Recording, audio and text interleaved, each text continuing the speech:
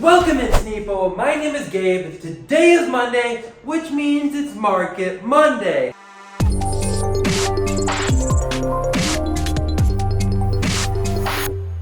Let's do a news recap to see where the market is looking and why things might be changing. We did see a battle harden over in Cincinnati. The top 8 of that battle harden was a Lexi, 2 Briars, a Dromai, Icelander, Bravo, and a Missouri. Don't forget the Leviathan, because Leviathan was there as well. Rhea Adams did win this event on Icelander. This was the first official higher stakes event with the new Dusk Till Dawn set. Dusk Till Dawn did officially release Friday, so now more product is hitting the market. People are cracking packs, buying packs, and we're seeing a flow of cards going into the market, which is bringing a lot of card prices from those pre-sale prices down, like we talked about in last week's episode. But let's just jump straight into the market. In the group category, our friend Ryanar wanted his class cards. Not necessarily Ryanar's card, but he likes it. It's a good card. And about a bang, it swung big at 41.72%. That's just under halfway of its full price. This thing is moving. It's Babe Ruth. It's on that battlefield. It's getting ready. Boom! It's going. It's going. How far is it gonna go? We don't know yet, but this card is moving. This went from around $11.90. Now it's on a whopping $16.82. That's basically $17 if I've ever heard of it. Let's talk why Swing Big might be going up. Not because we're Babe Ruth fans here. No. Even though he is the guy. Bruce in general got a lot of new cards with that Dusk Till Dawn set. They got a meat bag of a head. Goblin flashback. That's how your opponent feels when you play it against him. You block like, ooh, got him. Minus the legendary, Brute did get a couple of the cards, which might help Router, might help Leviathan. Brute Nation, coming in strong like they do. You can see more Brute stuff in the works. Swing Big is just one of the more powerful Brute cards. Illusionist, it's got me trembling, It's like, are they there? Are they really not there? I don't know. Herald of Erudition, this is one of the most powerful heralds there is because, you come in, you dominate, you draw cards, we're happy, we're excited. So this card went up 21.8%. This went from $5 up to $6.09, $1 jump. Yeah, $1's not too much, but it is a bean burrito at Taco Bell, so you gotta evaluate where you can find your dollars. We don't know if Herald of Erudition is gonna be seeing that much play in this upcoming meta. Some people are thinking Prism's awesome. Some people aren't as awesome about Prism. So we're gonna have to see kind of where that lies. I'm talking about Classic Constructed here. All I can say though, this is a super powerful card. Gaze the ages, look into the sky, look into the heavens, thinking about what life really is, and it's about blasting your opponents with arcane damage. It's hitting them with them big spells, hoping they have no AB when you roll up. This went up 13.84%. This was around an $8 card, now it's up to $9.21. You know how it goes.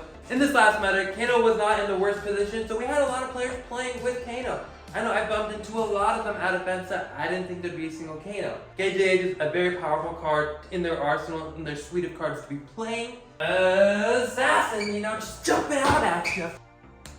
That's the red market. That means stuff's going down. Surgical Extraction's going down is really what it is. This is just for the regular non-foil copy. Because it did get reprinted in Dusk Till Dawn, which I'm sure you already know, but if not, now you do. This went down 65.24%. Over half of its value gone. Last week it was sitting around that $35.90 mark, and now you're seeing copies for around $12.48. That is a crazy price decrease. More copies of this card are hitting the market, which is giving more supply. So we see it going down. Those were the main cards that jumped up in value and the biggest one that shot down in value. There's still cards moving. We still have a handful to go over, but just from the data sheets, those were the big ones. But look at this. These are all cards which lost value in this last week. And if we look at most of them, they're gonna be cards from Dusk Till Dawn, pre-sale pricing. They start super high and then they start going lower. With Dusk Till Dawn, we did see a reprint of one of the most powerful legendaries, generic Crown of Providence, good old COP. $65 for a regular non-foil Crown of Providence is awesome. That's where they're sitting right now. That's the new one from the Dusk Till Dawn set. And honestly, that price might keep creeping lower because boxes are still being opened, packs are still being cracked. This is just the first week of Dusk Till Dawn, and there's still people chasing the serialized cards. There's still people just mass box opening. So this could even drip lower, which is awesome. It is perfect for new players to get their hands on such a powerful piece of equipment. It makes it so more people can play the game at a competitive level. Now let's talk about the rainbow foil. That's at $145 right now. And that price is dropping. In this last week, about a week ago, these cards were selling for around $200, if not a little more than that if it was a couple weeks ago. So this card is dropping pretty good. I can't imagine it's gonna get too close to the non-foil pricing. $335 for the cold foil. That's the cheapest on TCG Player right now. But there were some others sold in this last few days actually that were at a great price and a drop from this $335 mark, which is kind of where the Crown of Providence has been sitting. It was a little higher for a while, but then it started dropping around that $300, $330 mark. But in this last few days, there were a few copies which sold for $250. So we'll have to see where that goes, but there was a great deal for that. In Dusk Till Dawn, there's some chase cards, which is kind of crazy. The new Levia Redeemed Marvel, that glorious looking card, is fetching a high price. It's at like $800 right now in TCG Player. I have seen some sold on Facebook for around that price range.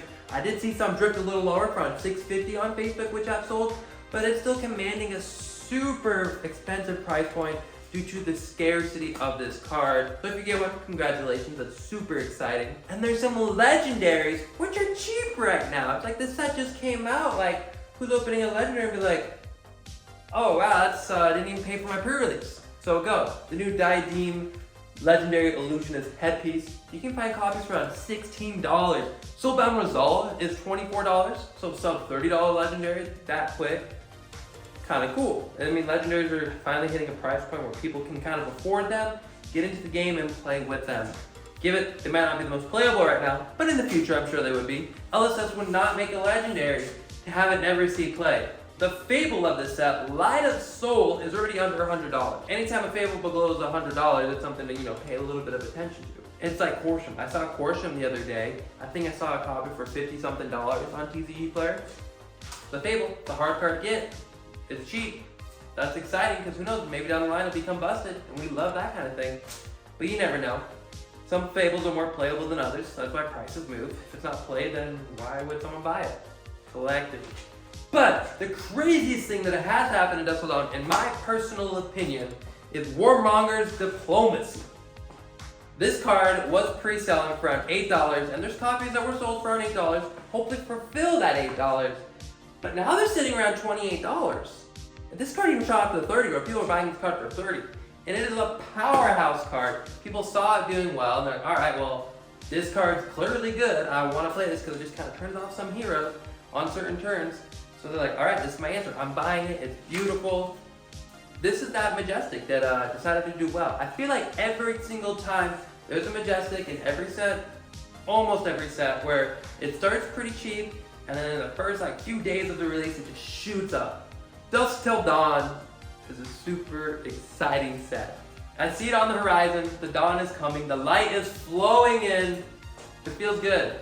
It's a great set. The market hasn't moved overly crazy yet with these new cards because people have been preparing for this set to come out. So now we just have to watch the Dusk Till Dawn prices, see where they settle at, and see which cards end up being powerhouses, see which ones are duds, let that smooth its way out, and then next thing you know, it's going to be exciting. And honestly, that's not going to take too long. We have some big major events coming in this next month, which are going to dictate where the meta flows.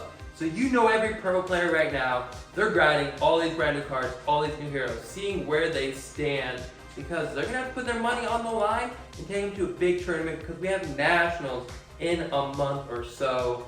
So that's exciting. Other than that, this has been your Market Monday. My name is Gabe. Thank you so much for watching, and I'll see you in the next one.